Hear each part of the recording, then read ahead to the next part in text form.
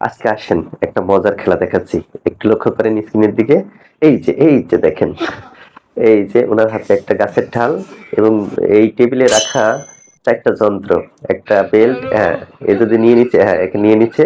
এখন যে ব্যক্তি ছিল এই মারার দায়িত্বে এইটা এখন মারবে। এবং সে যদি বাঁশি বেজে ওঠে তাহলে মার খাইতে থাকবে। এই যে বাঁশি বেজে উঠছে। তার মানে আরো মার খাইতেই থাকবে।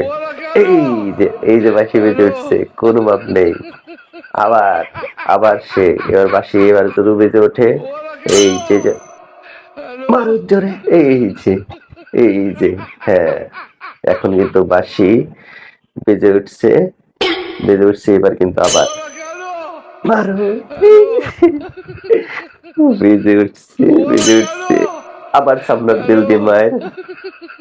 এবার সে কিন্তু সহ্য করতে পারছে না।